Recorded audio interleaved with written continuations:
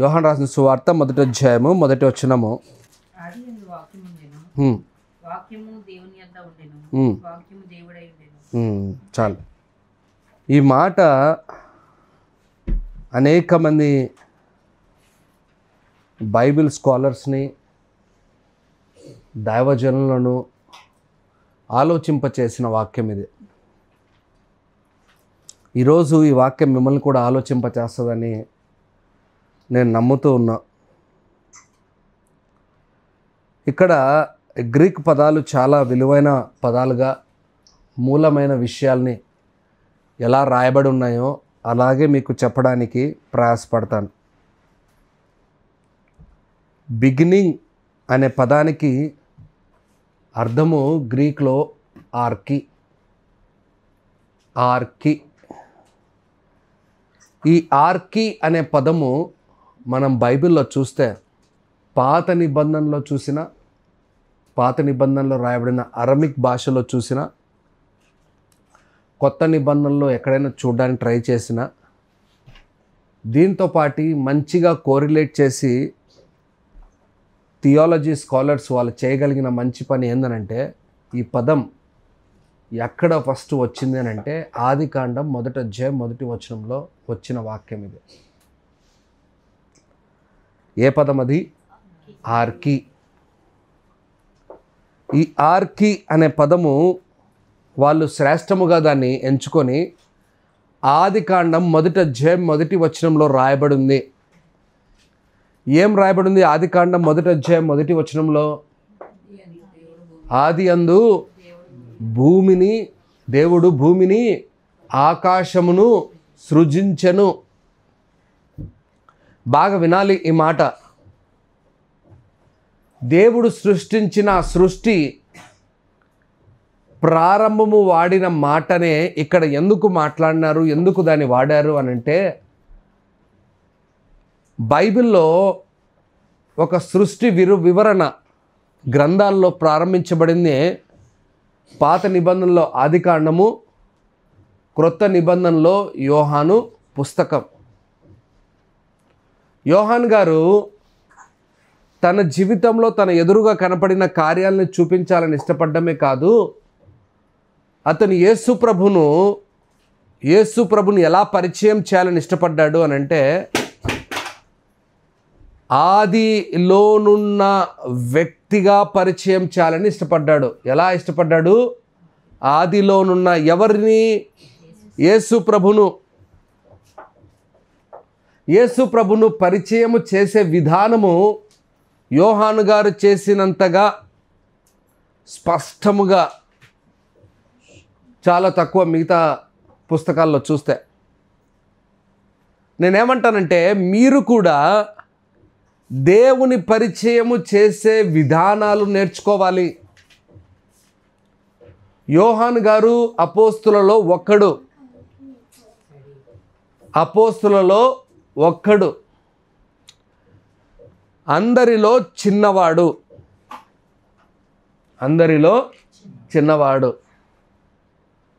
ఒకే ఒక్కడు యేసు రొమ్మున ఆనుకునేవాడు. అంతగా యేసయ్యతో సంబంధాన్ని పెంచుకున్న వాడు.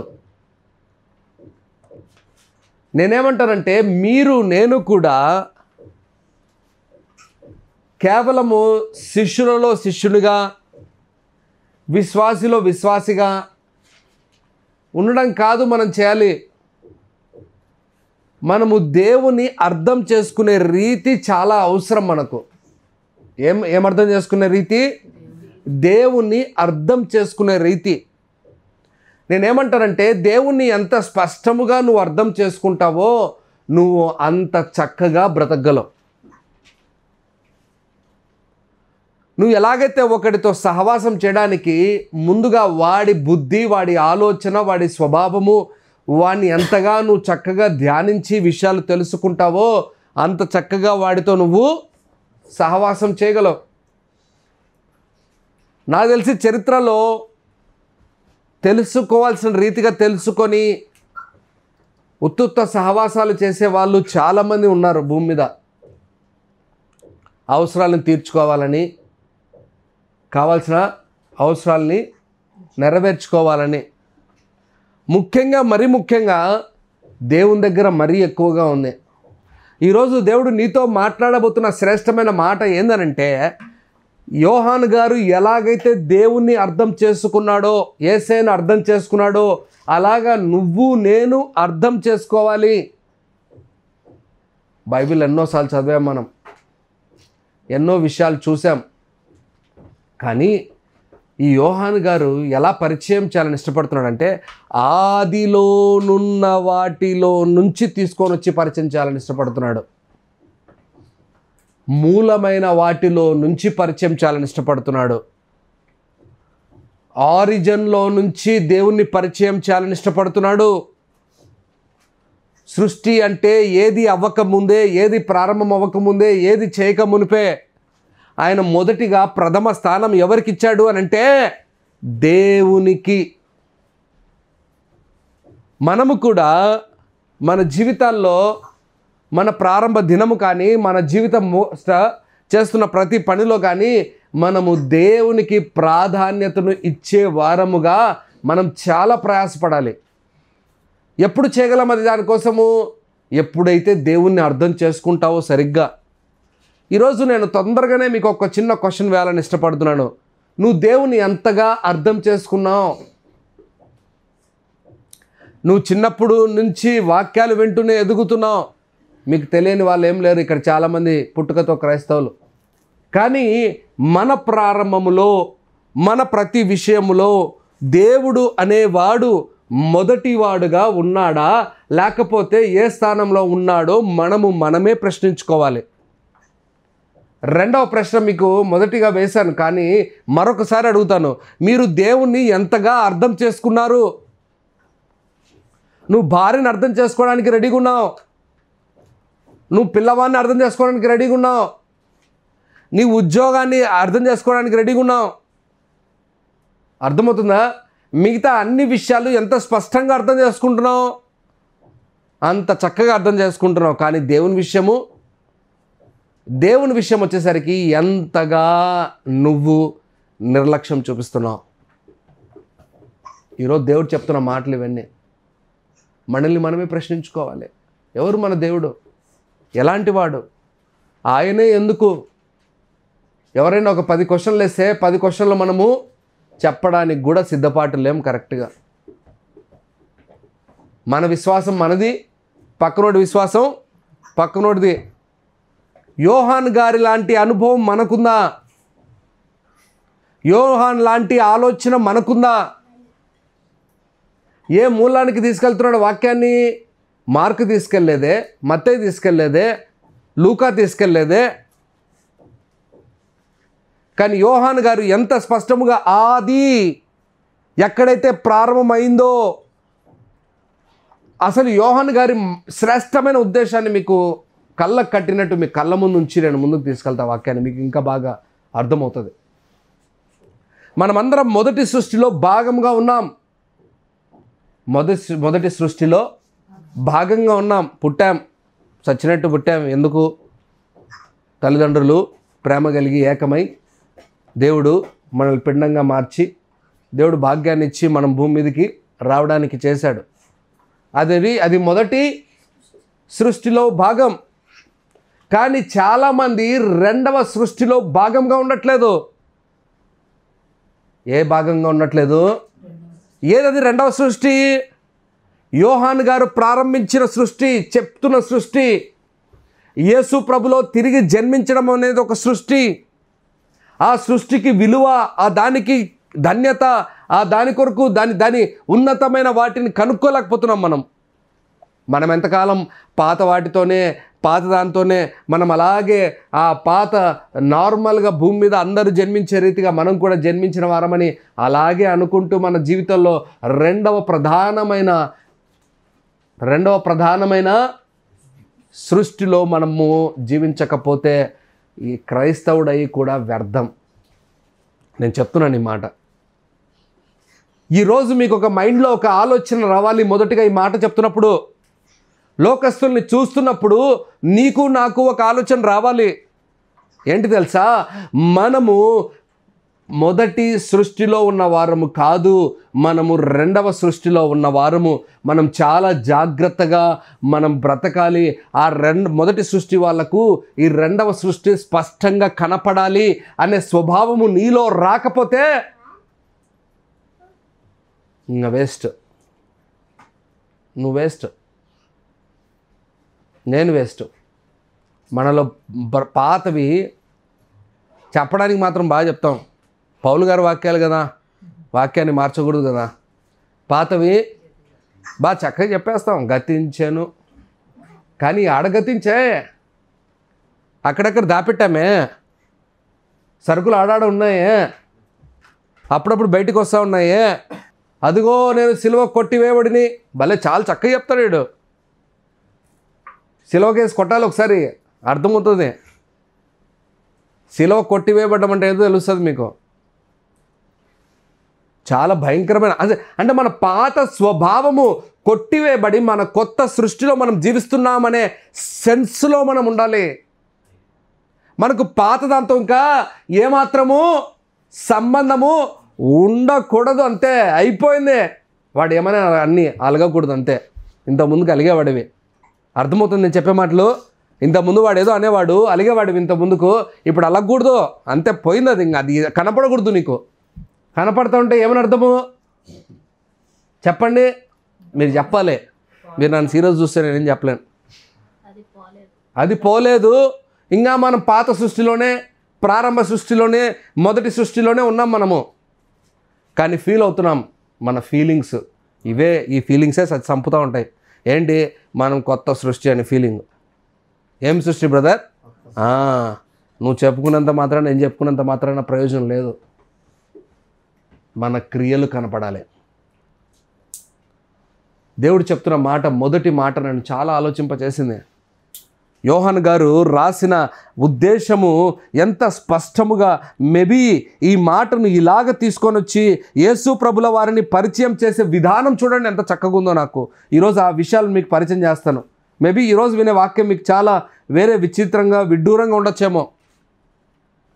ఈయన మొదటిగా అక్కడ చెప్తున్న మాట ఆర్కి అంటే ఆదికాండం మొదటి అధ్యాయం మొదటి వచనంలో ఉన్న మూలమైన వాటిని తీసుకొని దాంట్లో నుంచి చెప్పడానికి ప్రారంభించి వితౌట్ లేట్ లేకుండా రెండవ పదం వెంటనే ప్రారంభించాడు. బాగా చదవండి ఆ మాట. ఏమనంట, ఆది యందు వాక్యం ఉండెను. ఆది అని అన్నాడు. ఆది అన్న వెంటనే వాక్యం ఉండెను. ఆ వాక్యం అని అంటే మామూలుగా ఈ గ్రీక్ పదంలో లోగోస్. ఏంటది? ఈ లోగోస్ పదం చాలా చోట్ల ఎక్కువ వాడుతూ ఉంటారు. మీ అందరికీ తెలియంది కాదు. లోగోస్ అని ఎందుకు అనాలి? అది అలాగే పదాలు మన మధ్యలో రాసినట్టు బాగుండు. కొన్ని పదాలు మిస్ అయిపోతూ ఉంటాం. బ్యాప్టిజం బాగుంది, అది కరెక్ట్, బాప్తిజమే. దాన్ని ఎలా పెట్టారు? అది ముంచుట అని రాసినట్టు తేడా కొట్టింది మనకు చాలా. బాప్తిజం అని అనడం వల్ల మనం బాప్తిజం పదమే వాడుతున్నాం. అలాగే లోగోస్ అనే పదం కూడా అలాగే వాడినంటే ఎంత బాగుండిండో అని నాకు అనిపిస్తూ ఉంది. ఎందుకో తెలుసా? ఈ లోగోస్ అనే పదానికి అర్థం ఏంటో తెలుసా? ఈ లోగోస్ అనే పదం అంటే కేవలం వాక్యం అని కాదు. ఈ మాట బాగా అర్థం చేసుకోవాలి. నేను చాలా వరకు ఈ వాక్యాన్ని ధ్యానించి నెమరు వేసి మీ ముందుకు తీసుకొని రావడానికి ఇష్టపడ్డాను.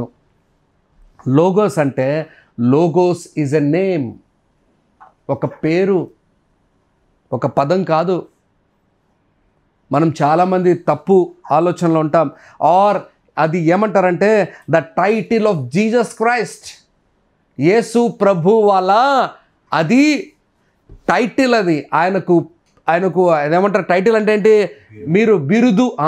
బిరుదు. Thank you brother. నా బిరుదులు ఏమైనాయి? ముందుగా నేను కిడ్గా ఉన్నా, తర్వాత మాస్టర్గా అయ్యాను, తర్వాత ఇప్పుడు డాక్టరేట్గా అయ్యాను. అలాగ యేసు ప్రభు ఒక బిరుదు. అది ఏంద పదము? లోగోస్. ఇంకా వినండి, seen as the pre proposition existence of second person of Trinity. ఈ పదములోనే ఎన్ని మాటల్ని ఇమర్చాడు అంటే యోహాను, దేవుని పరిచయం చేసే విధానం ఎలా చేస్తున్నాడంటే, సృష్టి ప్రారంభంలో ఎవరున్నారంట? యేసు ప్రభు ఉన్నాడు. ఆ యేసు ప్రభు ఆయన ఆధిపత్యం వహించాడు అక్కడ. రెండవది, ఆ త్రిత్వంలో యేసేను రెండవ వ్యక్తిగా పరిచయం చేస్తున్నాడు. పరిచయం చేసే విధానం నాకు తెలిసి ఏ ఒక్క దైవజనుడు అపోస్తులలో పరిశుద్ధాత్మతో నింపబడిన వారే, వారు రాసిన ఉద్దేశాలు వేరు, వారు రాసిన అంశం వేరు. నేను వాళ్ళని తప్పుపట్టట్లేదు, లేకపోతే మరొకరు కాదు. కానీ ఈ యోహాను గారికి ఉన్న ఒక రివైవల్ చూడండి, ఎంత చక్కగా మొదటి మాటలోనే ఒక సృష్టి గురించి మాట్లాడుతూ మనం కూడా రెండవ సృష్టిలో ఉండాలి అని పరిచయం చేస్తూ త్రిత్వంలో ఉన్న ఒక యేసేను పరిచయం చేయాలని ఎంతగా ఆశపడుతున్నాడో, యేసు ప్రభును ఎంత ఉన్నతముగా చూస్తున్నాడో, తన రొమ్మున అనుకున్నాడు, తనతో ఎక్కువ సహవాసం చేశాడు. చిన్నవాడు అందరికంటే. అర్థమవుతుందా? నేను అందుకే ఇవన్నీ పరిచయం చేస్తాను ముందు. మనం చిన్నవారము పెద్దవారం అది కాదు, మనం తీసుకోవాల్సిన వారముగా, అర్థం చేసుకోవాల్సిన వారముగా మనం ఉండాలి. ఇదే మాటను పౌలు గారు స్పష్టంగా కొలసీలకు రాసిన పత్రిక 1వ అధ్యాయం 10వ వచనంలో స్పష్టముగా చెప్తున్నాడు. చదువుదాం ఆ మాట. ఏందది? కొలసీలకు రాసిన పత్రిక 1వ అధ్యాయం 10వ వచనం. ఆయన అదృశ్య దేవుని స్వరూపి అయి సర్వ సృష్టికి ఆది సంభూతుడై ఉన్నాడు. పౌలు గారు ఎంత చక్కగా యేసేను పరిచయం చేస్తున్నాడో. ఎప్పుడు అంతగా చక్కగా పరిచయం చేస్తారు చెప్పండి? ఎప్పుడు బాగా తెలియడమే కాదు, అతని మీద అంత ఇష్టం ఉంటే. అవునా కదా? నా మాట అర్థమవుతుందా మీకు? ఇప్పుడు ఎవరైనా నీకు ఇష్టమైన వ్యక్తిని ఎలా పరిచయం చేస్తావు? చెప్పాలి బ్రదర్. ఇష్టమైన వ్యక్తిని ఎలా పరిచయం చేస్తావు? ఊరికి అలా చెప్పేస్తావా? బ్రదర్ తెలిసినోడే, బాగా తెలిసినోడు, బాగా ప్రేమ కలిగినోడు ఎలా పరిచయం చేస్తావు? అందరిలాగా క్యాజువల్గా పరిచయం చేస్తావా? ఎంత చక్కగా చెప్తావు, ఎంత ఆనందపడతావు, ఎంత ముఖంలో నీకు కాంతి వస్తుంది. మా వాడు కలిపేసుకుంటావు. ఇక్కడ చూస్తే యేసేని ఎలా పరిచయం చేస్తున్నాడంటే, దేవుడితో సమానం ఎలా అయ్యాడు, ఎంత చక్కగా చేస్తున్నాడు. ఆయన దేవుడు అని చెప్పడానికి ఏ మాత్రం నిర్మోమాటం లేకుండా మొదటి మాటలోనే ప్రకటిస్తూ ఉన్నాడు యోహాన్ గారు. చాలామంది ఈరోజు కూడా యేసయ్య దేవుడు కాదని మాట్లాడే వాళ్ళు వందలు వేల మంది లక్షల మంది అయిపోయారు. క్రైస్తత్వమైన ఉన్న మనము ముందు దైవత్వం అంటే ఏందో, దేవుడు అంటే ఏందో తెలుసుకోవాలి. అది తెలుసుకోలేకపోతే నీ దేవునితో నీ సహవాసం సరిగ్గా ఉండదు. నువ్వు యేసుని ఎలా చూస్తున్నావు? పౌలు గారు ఎంత చక్కగా చెప్తున్నాడు అన్నమాట. ఏమన్నాడు? అదృశ్య దేవుడు, అదృశ్య స్వరూపి అయిన స్వరూపి అయి సర్వ సృష్టికి. అది ఎప్పుడు జరిగింది, ఎలా జరిగింది, ఎవ్వరికి జ్ఞానం లేదు. అది ఆ పరిధిలో మనకు జ్ఞానం లేదు. కానీ ఈయన అదృశ్య దేవుని స్వరూపము. నేను ఎందుకు ఈ మాటలు ఇంతగా పరిచయం చేస్తున్నాను మీకనంటే, మీరు మోకరించి ప్రార్థన చేస్తున్నప్పుడు యేసు ప్రభుల వారిని తక్కువ అంచనా కానీ నిచ్చెన కానీ వేసుకోకు. He is equal and he is authority person. మీ ప్రార్థన మారాలి, మీ తీరు మారాలి, మీరు ఆయనతో సహవాసం చేసే సంభాషణ చేసే విధానాలు మారాలి. మేబీ ఇంతకాలం మీరు ఎలా తీసుకున్నారో నాకు తెలియదు.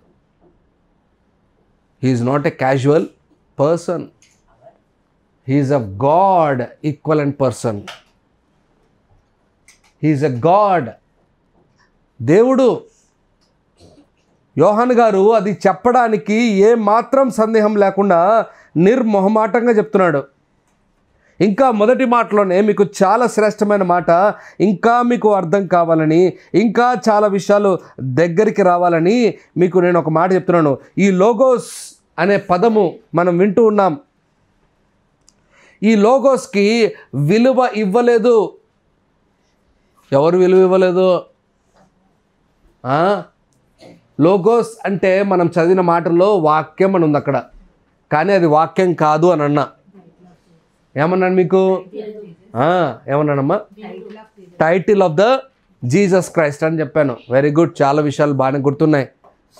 కానీ అమ్మా, ట్రినిటీలో సెకండ్ ఎగ్జిస్టెన్స్. ఇప్పుడు నేను మీకు చెప్పాలని ఇష్టపడుతున్నాను ఏంటంటే, ఈ లోగోస్ అంటే మాట, దేవుని మాట, దేవుని నోట్లో నుంచి వచ్చిన మాట అనేక అద్భుత కార్యాలు చేశాయి ఆదికాండంలో. మాట పలుకగా కార్యాలు, ఊహకు మించిన కార్యాలు జరిగాయి. కానీ మొదటిసారి ఆ లోగోస్ మీద అనుమానం వచ్చింది. ఆదికాండం 3వ అధ్యాయము 3వ వచనం చదువుదాం. అయితే తోట మధ్యలో ఉన్న చెట్ల ఫలములను గూర్చి దేవుడు మీరు చావకుండునట్లు దానిని తినకూడదనియు వాటిని ముట్టకూడదు ఆయన చెప్తా ఉంటే కార్యాలన్నీ జరిగిపోయాయి. సృష్టి అంతా ఏర్పరచబడింది, అద్భుత కార్యాలు జరుగుతున్నాయి. ఆయన మాటకు శక్తి ఉంది, ఆయన మాటకు విలువ ఉంది. ఆయన మాటలో ఉన్న బలం ఎవరు ఊహించలేం. అటువంటి బలము కలిగిన మాటలు పలుకుతూ ఉంటే ఆ మాటల్ని నిరర్థకంగా తీసుకున్నాడు. ఎవరు తీసుకున్నాడు? అవ్వ తీసుకునింది. అలాగే సాతాను పక్కన పెట్టండి, వాడు ఎలాగుండు, ఆడ నుంచి ఊడు పన్నాడు ఆదాం. వాడు అక్కడే క్యాజువల్ తీసుకున్నాడు, పైనే ఆ లోగోస్ని పైనే విలువ, అది లైట్ తీసుకున్నాడు. అందుకే ఆ నుంచి ఏమయ్యాడు? త్రోసివేయబడ్డాడు. ఎప్పుడైతే నిరర్థకంగా తీసుకున్నాడో అప్పుడే పడింది దెబ్బ. ఈరోజు కూడా నేను చెప్తున్నాను, మీరు బాగా వినండి. మీరు ఎప్పుడైతే దేవుని వాక్యాన్ని నిరర్థకంగా తీసుకుంటారో అప్పుడే పడుతుంది దెబ్బ. ఎక్కువ టైం ఏం పడదు మీకు.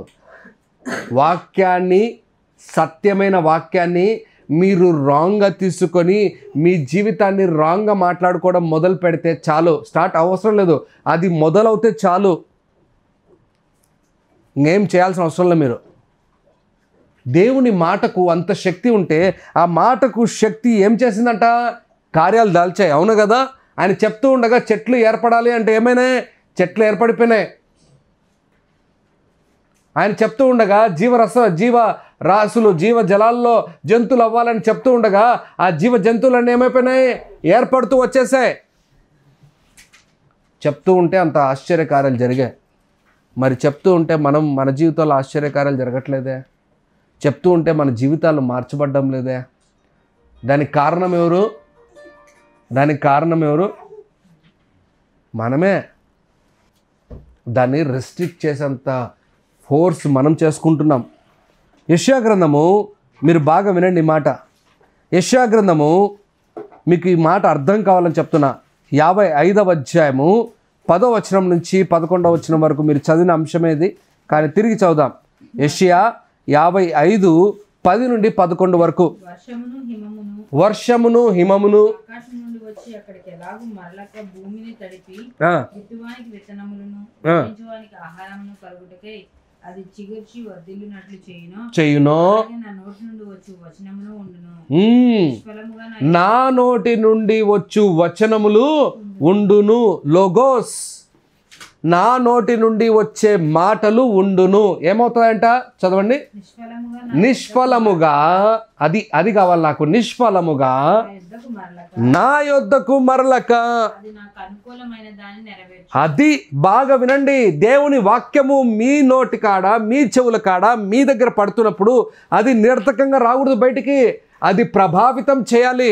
మీరు దాని ప్రభావితాన్ని తీసుకుంటే, నిజం చెప్తున్నాను, మీ జీవితాలు శ్రేష్టంగా మార్చబడతాయి, గొప్పగా మార్చబడతాయి.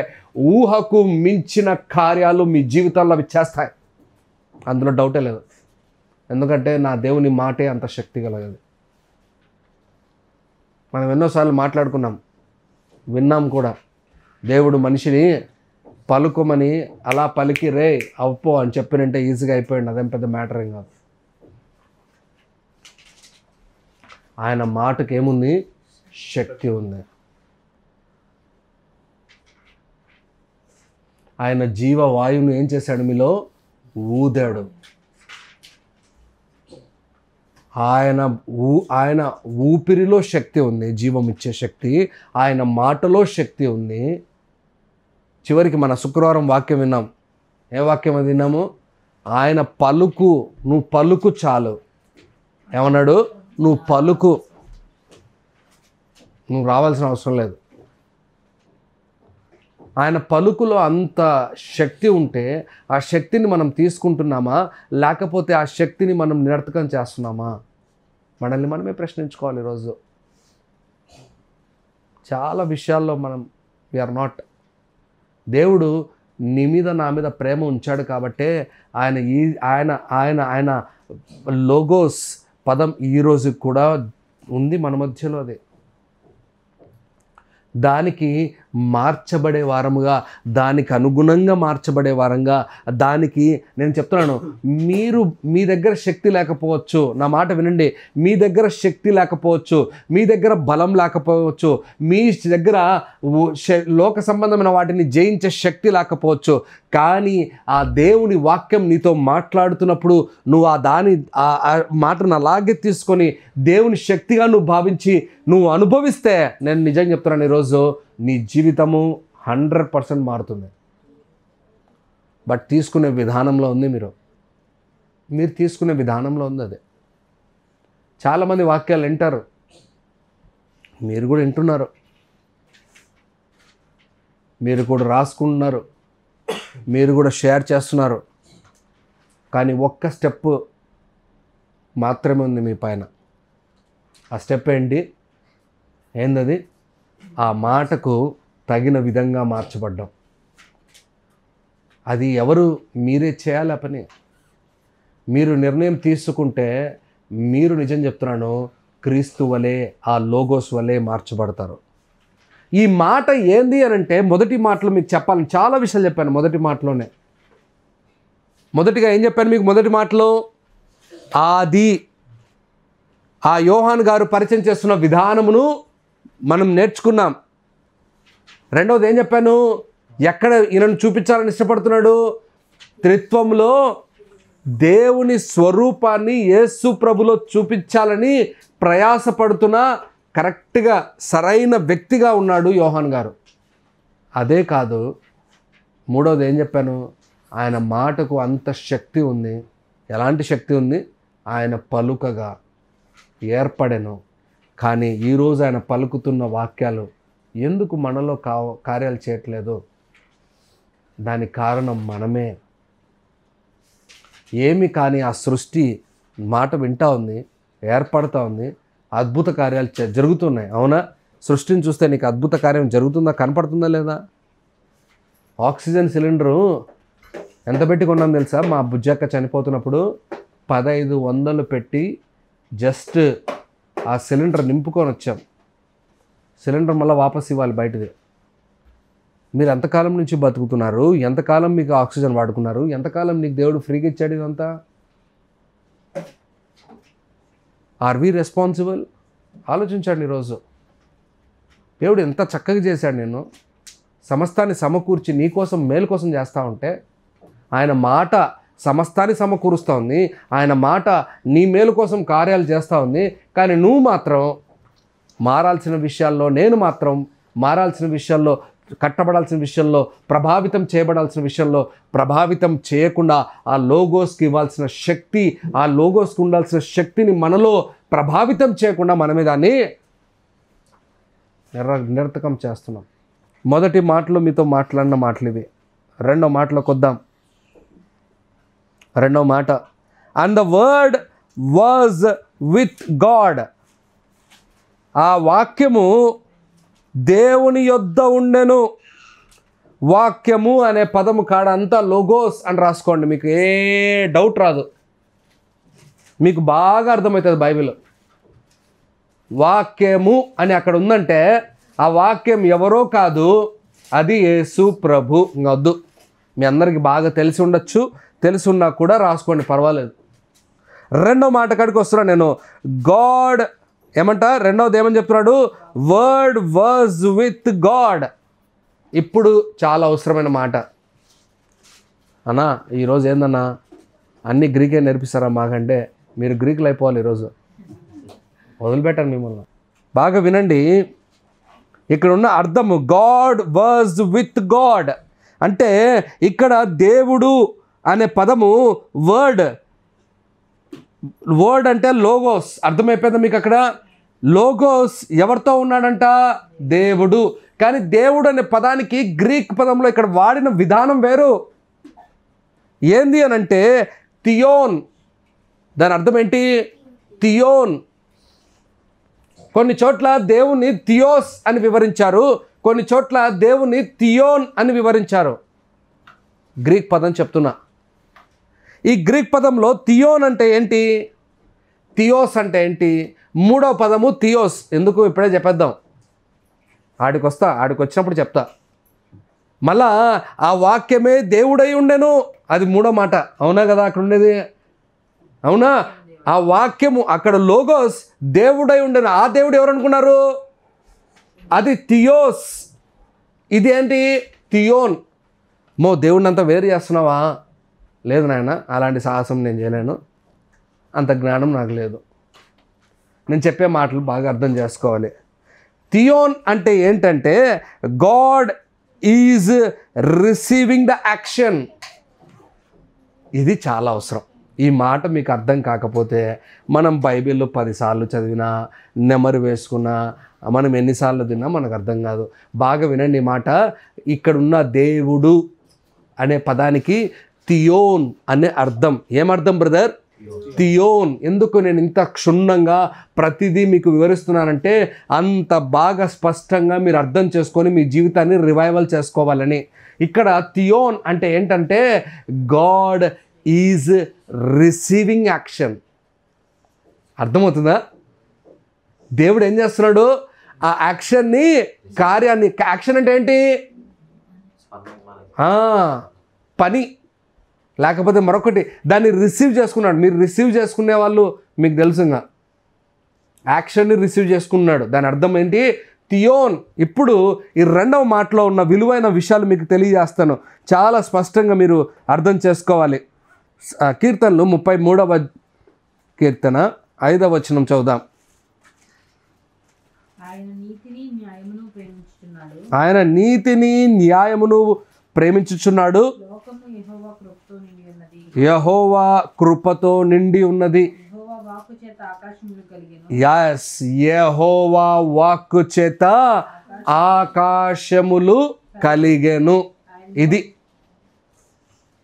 ఆయన ఇంకా ఉందా? ఆయన నోటి ఊపిరి చేత.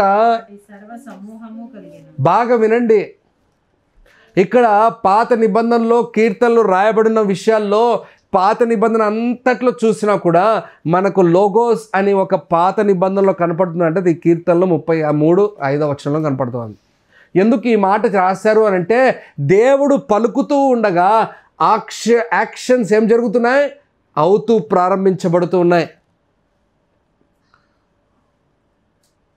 యాక్షన్స్ బయటికి వెళ్ళడం కాదు, వర్డ్ యాక్షన్స్ లాగా బయటికి వెళ్ళడం కాదు, యాక్షన్స్లోకి అది రిసీవ్ అవుతున్నాయి, దానిలోకి అది ఫామ్ అవుతున్నాయి. అంటే ఆయన మాటకు ఎంత విలువ ఉందో, ఆకాశములు ఏమైనాయంటే ఆయన మాటకు, చదువుమా, యెహోవా వాక్కు చేత. ఏ వాక్కు అది? ఈ లోగోస్ అనే వాక్కు. ఆకాశము కలిగెను, తర్వాత దాంట్లో ఉన్న సమస్త జీవులు ఏవైతే ఉన్నాయో అవన్నీ దేని ద్వారా ఏర్పడ్డాయి? ఆయన వాక్కు ద్వారా, ఆయన ఊపిరి ద్వారా. మనం చూస్తున్న ఇవన్నీ ఆయన ఊపిరి ద్వారా ఏర్పరచబడి ఆయన మాట ద్వారా బ్రతుకుతూ ఉంటే మనం ఎందుకు బ్రతకలేకపోతున్నాం? ఇంకా మీకు అర్థం కావాలంటే రెండవ మాటలో, ఆ మాటల్లో నుంచి మనం యాక్షన్స్ ఎందుకు రిసీవ్ చేసుకోలేకపోతున్నాం? ఏం చేయాలి బ్రదర్? మన మాటలు ఏమవ్వాలి? యాక్షన్లోకి మారాలి. యాక్షన్లోకి మారాలంటే ఏంటి బ్రదర్? ఈరోజు ఒక మాట విన్నా, ఆ మాట ఏమవ్వాలి? దాని ప్రవర్తనలోకి మారాలి అది. అవునా? చాలామంది జీవితాల్లో అవ్వట్లేదే, ముఖ్యంగా క్రైస్తవుల జీవితాల్లో కూడా అవ్వట్లేదే. అన్యుల విషయాలు పక్కన పెట్టండి పాపం. ఒకసారి మిమ్మల్ని మీరే ప్రశ్నించుకోండి. రెండవ మాటలో మీకు ఒక చిన్న క్వశ్చన్ వేస్తున్నాను. ఏంటనంటే, మీ జీవితాల్లో ఎన్ని యాక్షన్స్గా మారాయి? దేవుని మాటలు ఎన్ని యాక్షన్స్గా మారాయి? థియోన్ అనే పదము ఎంత మీ జీవితాల్లో ప్రభావితం చేసింది? దేవుడే ఆ యాక్షన్స్ని రిసీవ్ చేసుకునేవాడిగా ఉంటున్నాడే, మరి నువ్వు యాక్షన్స్ని రిసీవ్ చేసుకొని నేను యాక్షన్లోకి దాన్ని అవలంబించి దాని ప్రవర్తనలోకి తీసుకొని వచ్చి నా జీవితాన్ని మార్చుకుంటాను, దాన్ని ప్రభావితం చేస్తానని ఎందుకు మనం అవ్వలేకపోతున్నాం? మీ అందరికీ చాలా శ్రేష్టమైన మాట చెప్తున్నాను. యోహాను రాసిన సువార్త 17వ అధ్యాయం 5వ వచనంలో ఇలా ఉంటుంది. యోహాను రాసిన సువార్త 17వ అధ్యాయము 5వ వచనం, తండ్రి లోకము పుట్టక మునుపు ఏ మహిమ ఉండెనో మహిమపరుచుము. యేసు ప్రభు ఆ దినాల్లో మీకు ఇంకా బాగా అర్థం కావాలని రెండవ మాటలో కొంచెం సాహసం చేసి చెప్తున్నా. దేవుని యాక్షన్లో కనపడుతున్నవాడు యేసు ప్రభు. బాగా వినాలి. దేవుని యాక్షన్లో కనపడుతున్నవాడు యేసు ప్రభు. ఆ యేసు ప్రభు ఆయనకు ఒకే మహిమ. దేవునికి ఈయన త్రిత్వంలో ఉన్న వాటిలో ఒకే మహిమ కలుగుతూ ఉంది వీళ్ళకు. ఆ మహిమను నాకు ఇవ్వు అని చెప్తున్నాడు ఈయన ప్రార్థనలో. నేనేమంటానంటే, నన్ను చాలా ఆలోచింపజేసింది ఏంటంటే, ఆ వాక్కు, దేవుని వాక్కు యాక్షన్లోకి యేసు ప్రభుని తీసుకొని వచ్చింటే, ఆ యేసు ప్రభు మన కోసం భూమికి దిగి వచ్చి అన్ని చేస్తూ ఉంటే, అన్ని చేసి ఉంటే, అంత సమస్తాన్ని సమకూర్చి జరిగిస్తూ ఉంటే, మనం ఎందుకు యాక్షన్లోకి రాలేకపోతున్నాం? అందుకే కొలసీలకు రాసిన పత్రిక 1వ అధ్యాయం 16వ వచనంలో అంటాడు, సమస్తము ఆయన ద్వారా ఆయన కోసం, ఏలైనగా ఆకాశమందున్నవియు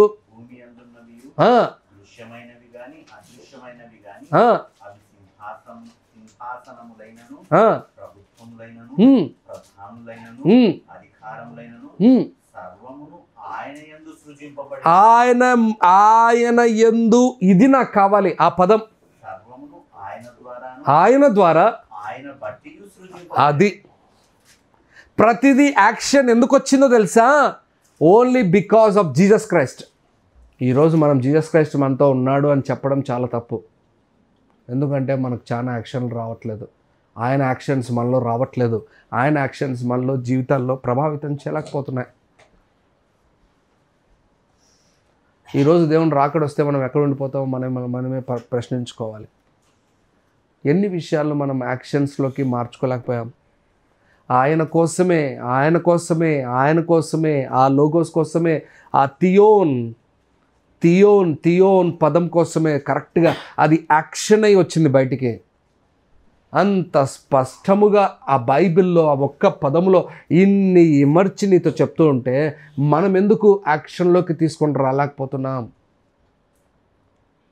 యేసయ్య ఏమన్నాడు తెలుసా? నేను నా కోసం కాదు వచ్చింది, నేను నా పని చేసుకోవడానికి కాదు వచ్చింది, నా తండ్రి పని. ఆ తండ్రి పని అంటే చాలామందికి అర్థం కాదు. ఆడ విభజించారు. ఆయన ఏమనుకున్నారంటే ఆయన వేరు ఈయన వేరు, ఏందేందో డాక్టర్లు తీసుకొని వచ్చేసారు. అస్సలు ఆయన ఆ మాట అర్థమేంటో తెలుసా? ఆ మాట ఇక్కడ యాక్షన్ అవుతోంది. ఏ మాట? దేవుని మాట. నేనేమంటాను తెలుసా? అది ఈరోజు కూడా మన జీవితంలో జరగాలి. ఆయన మాట, పరిశుద్ధాత్ముడు చెప్తున్న మాట, దేవుడు చెప్తున్న మాట, అది మనలో యాక్షన్ అవ్వాలి. అది మన జీవితాన్ని యేసయ్య ఎలాగ ప్రభావితం చేసి భూమి మీద అంతా తిరిగి ఆయన తక్కువ అని చెప్పుకోవడానికి ఏమాత్రము మొహమాట పడలేదు, ఏమాత్రం వెనకడలేదు. ఇంకా పౌలు గారు చెప్తారు, దైవత్వము కలిగి ఉన్నప్పటికీ కూడా దొంగిల్లలేదంట ఆయన ఎంత తగ్గించుకున్నాడో, ఎంత యాక్షన్లోకి తీసుకొని వచ్చాడో మనము కూడా అంతగా యాక్షన్లోకి తీసుకొని రావాలి. ఎందుకు ఈ మాటలు మీకు ఎంతగా ఆగిపోయి థియోన్ అనే పదం కాడ ఆగిపోయానంటే, మనం వింటున్నాము కానీ యాక్షన్లోకి మాటల్ని తీసుకొని రాలేకపోతున్నాం. కొన్నే తీసుకొని వస్తాం, మళ్ళీ అన్నీ కాదు బ్రదర్. నీకు ఇష్టమైనవి, ఇంపైనవి, సువాసనైనవి, మంచివైనవి నువ్వు తీసుకొని వస్తున్నావు, నీకు ఇష్టమైనటివి. ఫోన్ తగలొద్దు, కష్టపడి ఆపుతున్నావు. యాక్షన్లోకి అన్ని విషయాలు రావడానికి కూడా చాలా వ్యర్థంగా చూడొద్దు. వ్యర్థంగా సమయము చాలా విలువైనది అని పౌలు గారు ఎంత స్పష్టంగా చెప్పాడు. ఒకరోజు దాని గురించి వాక్యం కూడా విన్నాం మనం. వ్యర్థముగా దాన్ని పోనీకూడదు సమయాన్ని. మనం మరి ఎలా ఉంటున్నాం? Are we taking it everything into action? నిజంగా నాకు అనిపిస్తూ ఉంటుంది, నేనే ఏదైనా వ్యర్థమైనవి నేను చూసిన వెంటనే నేను ఐ విల్ స్టాప్ ఇట్. నాకు ఈ నడుమ గత వారం నుంచి నాకు ఇదే జరుగుతూ ఉంది మనసులో. We must tune our self and make the actions theon. సమస్తము ఆయన కొరకు ఏర్పడింది, సమస్తము ఆయన ద్వారా ఏర్పడింది. ఏది చేసినా కూడా సమస్తం మీకు కనపడేటివి ప్రతిదీ, అమ్మో నీకు కనపడనివి కూడా, అది కూడా ఎవరి కోసం ఏర్పరచబడ్డాయి? యేసయ్య కోసం. యేసయ్య అంటే ఏంటి? థియోన్. యాక్షన్ అయినా అవన్నీ ఎవరి కోసం ఏర్పరచబడ్డాయి? కనపడని వాటి అన్నిటినీ కనపడేటట్టు. ఎలాగైతే యేసయ్య దేవుని స్వరూపమై ఉన్నాడో అలాగా సమస్తము ఆయన ఎలా చేశాడు? అన్ని సమస్తాన్ని యాక్షన్లోకి తీసుకొని వచ్చాడు. మరి ఆయనకి ఎలా నువ్వు చూస్తున్నావు ఆయన్ను? చాలామందికి ఈ మాటలు అర్థం కావు. చూడండి, అక్కడ ఇంకొక మంచి మాట చెప్పి నేను ముందుకు వెళ్తాను. మత్తయి రాసిన సువార్తలో మీరు చదివిన అంశము 28వ అధ్యాయము 20వ వచనంలో కూడా ఈ మాట స్పష్టంగా ఉంది. చదువుదాం. 28:20.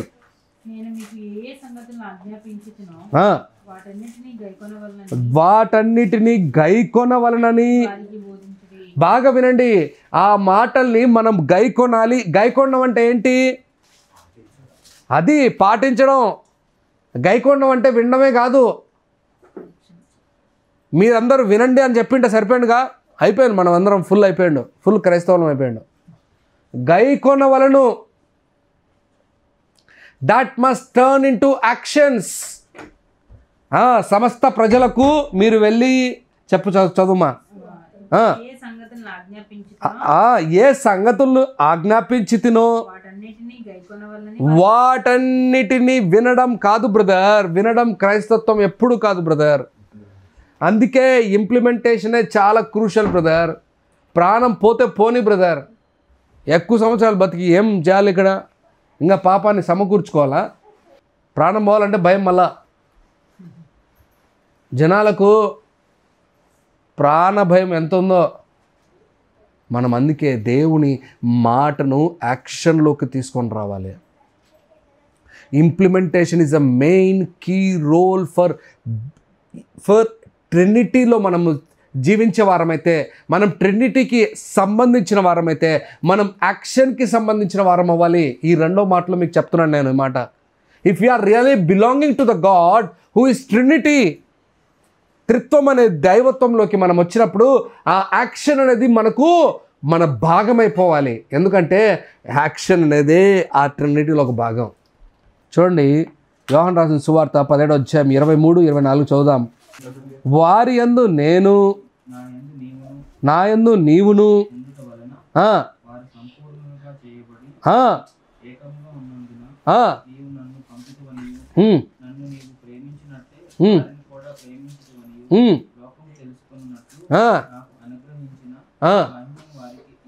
అది. నేను మిమ్మల్ని ఒక చిన్న క్వశ్చన్ వేస్తున్నా. వారు నా యందును, నేను వారి యందును. ఇంతవరకు క్యాజువల్గా చదివారు మీరు, ఇంతకాలం మామూలుగా చదివారు మీరు. కానీ దాని అర్థం ఏంటి తెలుసా? నేను యాక్షన్లో ఉండేవాడిని, ఇప్పుడు వాళ్ళు కూడా ఏమవుతున్నారు, యాక్షన్లోకి. అది రావాలి. అప్పుడు నువ్వు ఆయన యందు, ఆయన నీ యందు నిలిచి ఉండడం అంటే ఏందో తెలుస్తుంది. మాట మాత్రం మాకు, ప్రభువా నేను నీ యందు నిలిచి, నువ్వు నా యందు నిలిచి. కొంచెంసేపు నిలబడరా దేవుడు అంటాడు. కొంచెంసేపు నిలబడరా ఫస్ట్. మన వాళ్ళు ఎర్ర సముద్రం ముందు నిలబడమంటేనే బాధపడుతున్నారు. ఏమ్మా, అవునా కదా? మరి మీరు నిలబడండి రా బాబు, చాలు నేను చేస్తాను కార్యాలంటే ఏమంటున్నారు మన వాళ్ళు? వద్దు ప్రభు, వెనకాల చూస్తేనేమో శత్రువులు, ముందు చూస్తేనేమో నీళ్ళు, నేనేమేమేం చేయలేకపోతున్నాం. ఈ మాట యోహాను రాసిన సువార్త 17:23 ఇలా చదువు. ఏంటి తెలుసా? నేను కార్యాలు చేసేవాడిని, యాక్షన్ చేసేవాడిని, కేవలం నీ మాటలు వినడం కాదు, దాన్ని నేను నెరవేర్చేవాడిని, వీళ్ళు కూడా నెరవేర్చేవారులాగా నాలో ఉండాలి. ఆ మాటను అలా చదువు, ఎలా ఉంటుంది? మీకు ఎంత ఆలోచన కలిగజేస్తుంది? అప్పుడు వారు నా యందును, నేను వారి యందును, వారు నీ యందును, నీ యందు వారును. ఎక్కడికి పోయాడు? పోతున్నాడు. Chain process ఆపట్లేదు. యాక్షన్ ఎంతవరకు వెళ్తా ఉంది? లాస్ట్కి ఎక్కడ కనెక్ట్ చేశాడు తెలుసా? మహిమను కనెక్ట్ చేశాడు. లాస్ట్కి ఎక్కడికి తీసుకెళ్తాడు? మన యాక్షన్స్ యేసేతో ఇదవుతే, మనము దేవునితో సంబంధం అయితే, మన దేవుని మహిమతో మనకు సంబంధం వస్తుంది. హల్లెలూయా. బా మాట అన్నాడు, చివర్లో అన్నాడు ఆ మాట. నే మహిమ, మహిమ అనే పదం చూడు బ్రదర్, అక్కడ ఉండాలి, 24లో ఉంటుంది. వారు చూడవలను. ఎప్పుడు చూడగలుగుతారు మీరు? ఎప్పుడైతే మీరు యాక్షన్లోకి వచ్చి, మీరు సంపూర్ణతలోనికి వచ్చి. అందుకే నేను చెప్తాను, బైబిల్ అనేది సింపుల్ మాట కాదండి. బైబిల్ అనేది చాలా ఉన్నాయి దాంట్లో. మీరు దాన్ని తీసుకొని యాక్షన్లోకి మారుస్తే మీ జీవితాలు మామూలుగా ఉండవు. నేను చెప్తున్నాను, ఈ దినాల్లో పౌలు లాంటి వాళ్ళు లేస్తాడు ఖచ్చితంగా, అందులో డౌటే లేదు. ఆ దినాల్లో వాళ్ళు ఇంప్లిమెంట్ చేశారు దాన్ని అంత సీరియస్గా. ఈ దినాల్లో వాక్యాలు వింటున్నాం మనము, ఇంప్లిమెంట్ చేయలేకపోతున్నాం మనము, యాక్షన్లోకి తీసుకొని రాలేకపోతున్నాం మనము. దాని ప్రాబ్లమ్స్ అనేది మన దగ్గర లేని, మన దగ్గర సముద్రం లాంటి పాపాల్లో పడి ఉన్నాం మనం, లోకంలో పడి ఉన్నాం. ఈ దినాల్లో చెప్పాలంటే ఎలాంటి లోకంలో పడి ఉన్నాం బ్రదర్? సముద్రం లాంటి. మొబైల్ టెక్నాలజీ వచ్చింది, కానీ ఆ టెక్నాలజీ ఏం చేస్తుంది? మనల్ని చంపేస్తుంది. పాపము వెతకాల్సిన పనుల క్లిక్ చేస్తే వచ్చేస్తుంది నీ దగ్గరికి. ఇంకా నువ్వు యాక్షన్లోకి ఇంకెంత స్ట్రాంగ్గా ఉండాలి. నేనేమంటాను తెలుసా? లోకం ఎంత యాక్షన్లోకి టర్న్ అవుతుందో, ఎంత నిన్ను ప్రభావితం చేయడానికి ట్రై చేస్తుందో, నువ్వు అంతగా ఇంకా ఎక్కువ ప్రభావితంగా మార్చబడితేనే అప్పుడు ఆయన మహిమను మనము చూడగలము. ఆయన మహిమను చూడడం అనేది ఆషమాషి కాదు. నేను ఒక మాట చెప్పి ముందుకు వెళ్ళాలని ఇష్టపడుతున్నా. యేసుప్రభు ఒక మాట అన్నాడు, తండ్రి నేను ఒక్కరినే చూశాను, ఎవరు చూడలే. ఆ మాట యాక్షన్లోకి వచ్చిన వాళ్ళకే అర్థమవుతుంది అది.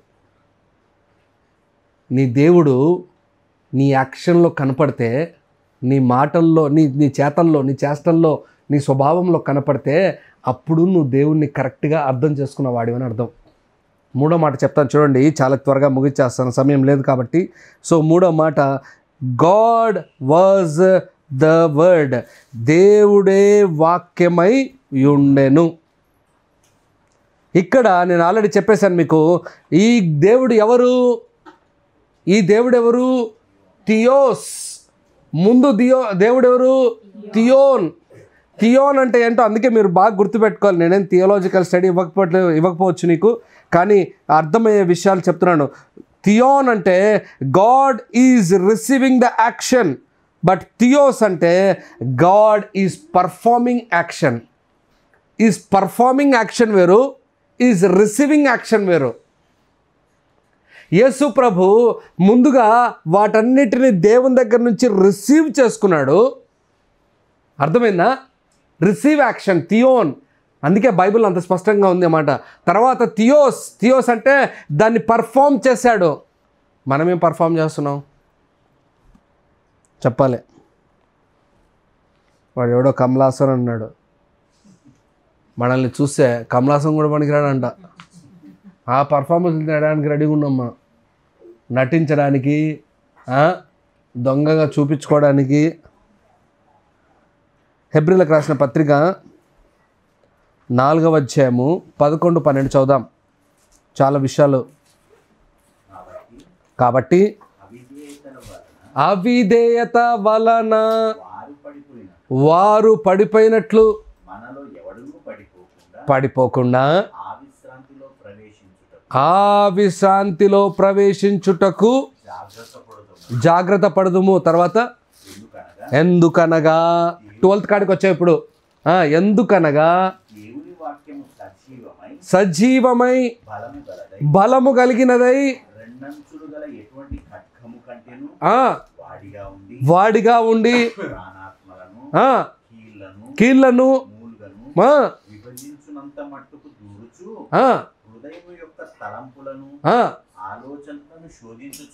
అది.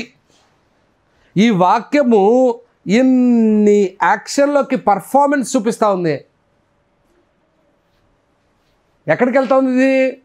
నీకు నాకు కనపడని, నీకు నాకు, నీ ప్రాణం నా ప్రాణం నాకు కనపడదు కదా, ఆ ప్రాణమును విభజించి మూలుగుల మధ్యలో విభజించి ఎక్కడికి పోతుంది? తలంపులు కాడికి వెళ్తా ఉంది వాక్యం. ఆలోచనలను శోధించుచున్నది. ఆలోచనలు ఏం చేస్తుంది? తీసుకొని వస్తుంది. అయ్యో, దేవుని వాక్యంగా నువ్వు బ్రతకట్లేదే, దేవుని వాక్యాన్ని నువ్వు ఇంప్లిమెంట్ చేయట్లేదే, దేవుని యాక్షన్ పర్ఫార్మెన్స్ చేయట్లేదే, నువ్వు అబద్ధాలు ఆడుతున్నావే, నువ్వు తప్పులు ఆలోచిస్తున్నావే, నీ మనసులో తప్పు తలంపులు పెట్టుకున్నావే. వాక్యం అంత లోపలికి వెళ్ళి పర్ఫార్మెన్స్ చేస్తూ ఉంటే మనం మామూలుగా బయట కూడా పర్ఫార్మెన్స్ చేయలేకపోతే, దేవుని కొరకు మనం సరిగ్గా పని చేయలేకపోతే, దానిపైన ఒక మాట ఉంటుంది, మన అవిధేయత వలన. ఈ మాట చాలా అవసరమైంది. మన అవిధేయత వలనే మనము ఆ మాటకు, ఆ వాక్యానికి, అది పర్ఫార్మెన్స్కి మనము అడ్డుకట్టుగా నిలబడుతున్నాం. ఎవరు అడ్డుకట్టుగా నిలబడుతున్నారు? మన అవిధేయత వలన. ఏదో బ్రదర్ చదవాలనుకున్నా చదువు. లేదు,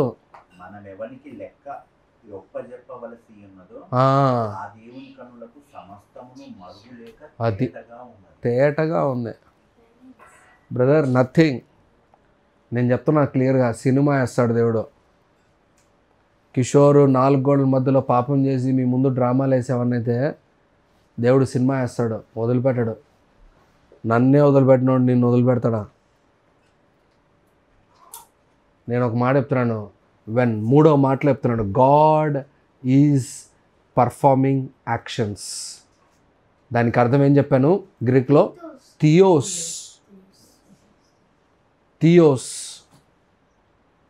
మనము ఆయన పర్ఫార్మెన్స్ చేస్తున్నప్పుడు ఆయన దాంట్లో మనం భాగంగా ఉండాలి. ఆయన వాక్యాన్ని మనలో విభజింపచేయాలి, ప్రాణాత్మ దేహములను విభజింపచేయాలి. మన ఆలోచనలో అది వెళ్ళాలి, మన ఆలోచనలో అది ప్రభావితం చేయాలి, మన ఆలోచన నుంచి మనకు అది క్రియలుగా మార్చుకొని తీసుకొని రావాలి బయటికి. మనం అంత సీరియస్గా ఉండాలి వాక్యంలో. వాక్యం నేను చెప్తున్నాను, మన ఊరికే పాడడం కాదు. నీ వాక్యమే నన్ను బ్రతికించెను అని పాట పాడతాము, అది బ్రతికించదు, ఏం చేయదు వాక్యం. నిజం చెప్పండి, మీరు ఇన్ని సంవత్సరాలు వాక్యం విన్నారు, వాక్యం నిజంగా బ్రతికింపజేస్తుందా? వింటా ఉన్నాము, మనల్ని ఏం బ్రతికింపజేస్తుంది? నిజం చెప్పండి. తిండి. నిజం అది. ఏమ్మా, తిండి మానేసి చెప్పు. పాటలన్నీ పాడాం మన కాలంలో. వాక్యం అన్ని పనులు చేస్తుందానే, మరి దానిలో మన జీవితాన్ని మారుస్తుందా వాక్యం? ప్రభావితం చేస్తుందా వాక్యం? అది యాక్షన్లోకి వస్తుందా వాక్యం?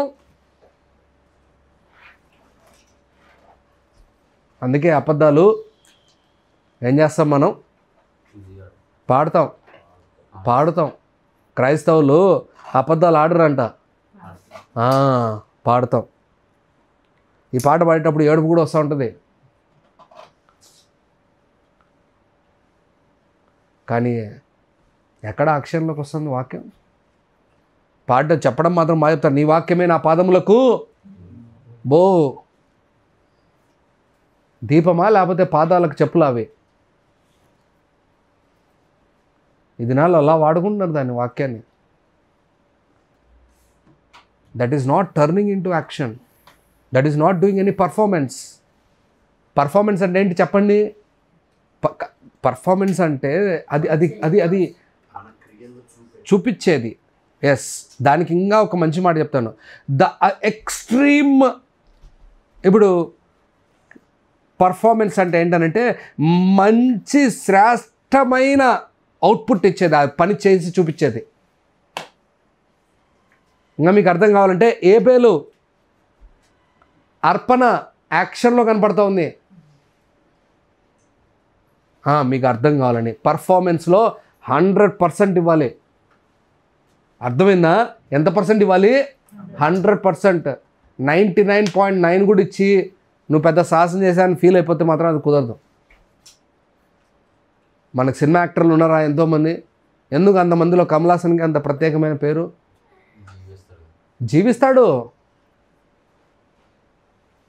నేను మిమ్మల్ని జీవించమని మరొక దానిలో చెప్పేది, నేను వాక్యంలో జీవించాలి. మీరు నా మాట అర్థం చేసుకోండి. You must become the word. మిమ్మల్ని చూస్తే వాక్యమే కనపడాలి, నన్ను చూస్తే వాక్యమే కనపడాలి. మన ప్రవర్తన పూర్తిగా యాక్షన్లోకి మారిపోవాలి. కానీ కాలేకపోతా ఉంది. యోహాను రాసిన సువార్త 6వ అధ్యాయం 38వ వచనం చదువుదాం.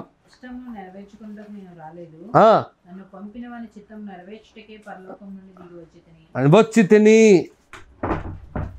ఆయన ఏ దానికి లోబడ్డాడు అని అంటే, నన్ను పంపిన వాణ్ణి ఆయన చెప్పినట్టు నేను 100% యాక్షన్ చేయడానికి వచ్చేసాను. ఇక్కడ ఆయన ఏం చెప్తున్నాడో అది చేస్తాను నేను ఇక్కడ, అంతే. ఆయన చెప్పాడు, ఏమన్నాడు? సిలువ ఎక్కాలి, ఎక్కుతాను నేను సిలువ, అంతే. నేను క్వశ్చన్ లేదు ఇంకా. ఒకసారి అడిగాడు, ఏమని అడిగాడు తెలుసా? ప్రభువా నీ చిత్తం ఉంటే ఈ పాత్ర ఎగ్గినం తీసానన్న, నీ చిత్తం కాకపోతే తీసుకుంటా. వెంటనే అన్నాడు, ఏం లేట్ కూర్చోలా. ద గ్రేట్ ఛాలెంజ్ని కూడా ఎలా తీసుకున్నాడు? నేను చేస్తా. ఆయన పంపాడు, ఆయన పంపినట్టు నేను అన్ని పనులు చేస్తున్నాను. నేను ఇప్పుడు మిమ్మల్ని అడుగుతున్నా, ఆయన వాక్యం పంపినట్టు, ఆయన వాక్యం చెప్పినట్టు నువ్వు చేస్తున్నావా?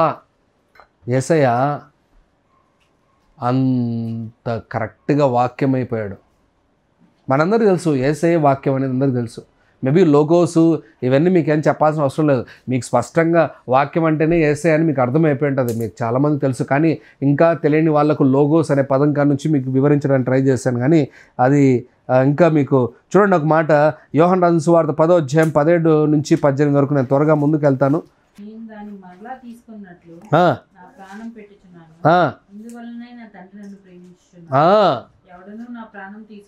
తీసుకొనడు, దా అంతటా నేనే పెడుతున్నాను, పెట్టుటకు నాకు అధికారము కలదు, దాన్ని తీసుకొనుటకు కూడా నాకు అధికారం కలదు.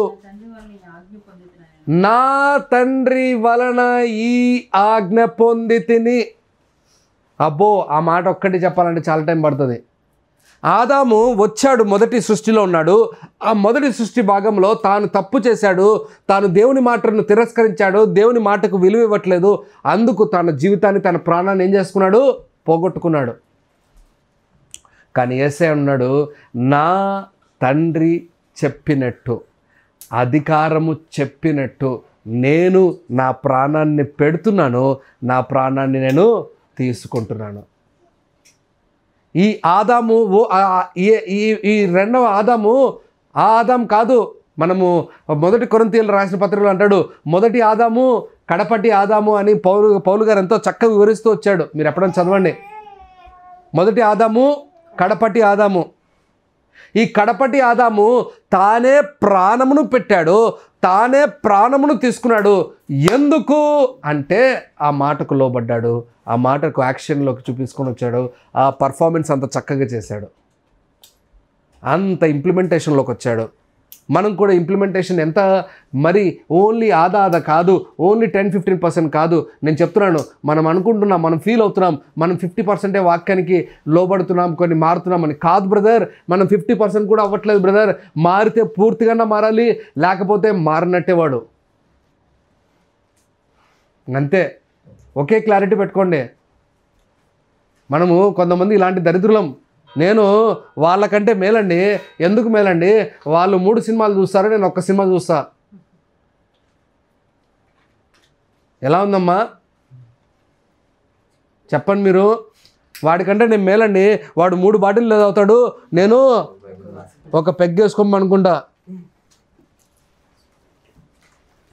వాడికంటే నేను మేలండి. వాడు ఉదయం నుంచి రాత్రి వరకు వాళ్ళ భార్యను తిడుతూనే ఉంటాడు, కొడుతూనే ఉంటాడు. నేను ఎప్పుడో అమావాస్య పుణ్యానికి ఒకసారి కొడతా మా భార్యను.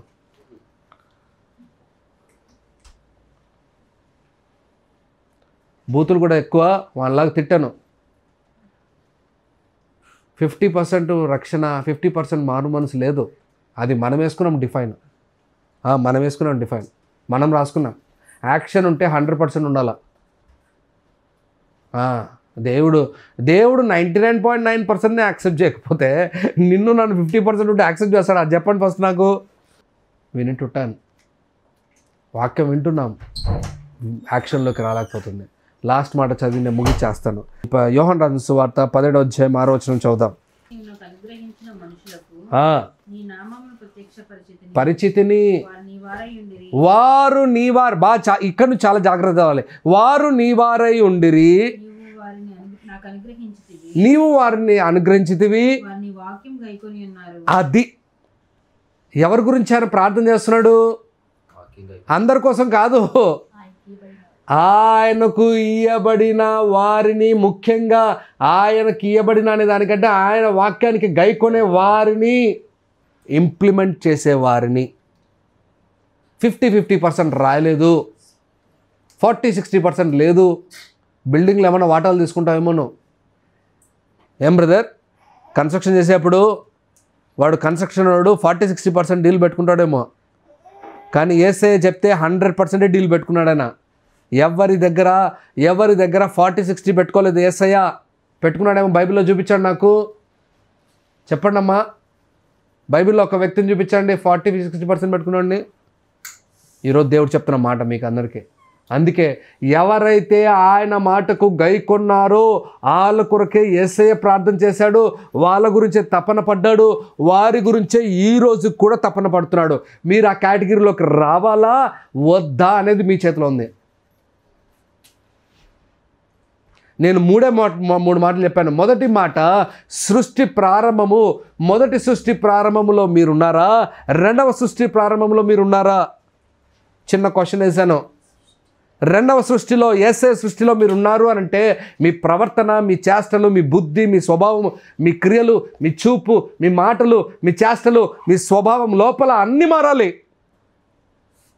అన్నీ మారి ముందుగా థియోన్ అవ్వాలి. ఏమవ్వాలి బ్రదర్? థియోన్. రెండో మాట ఏం చెప్పాను? రిసీవ్ చేసుకోవాలి. యాక్షన్స్ అన్నీ ఏం చేయాలి? మీరు రిసీవ్ చేసుకోవాలి. మూడో మాట ఏం చెప్పాను మీకు? థియోస్, పర్ఫామ్ చేయాలి. బ్రదర్ ఇవి చేయకపోతే మనం క్రైస్తవులం పిలువపడ్డం వేస్ట్ బ్రదర్.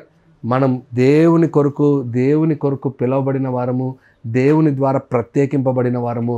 మనలో అంత బలముగా జరగాలి అని అంటే మనం 40-60% వదిలిపెట్టేద్దాం, 50-50% వదిలిపెట్టేద్దాం, మరొకటి వదిలిపెట్టేద్దాం. ఉంటే 100 అయినా ఉందాం, లేకపోతే నోరు మూసుకొని ఉందాం. Let us give our best for God as వర్డ్లో ఇంప్లిమెంటేషన్. నాకు వాక్యం ఇది చెప్పింది, నేను చేస్తా అంతే.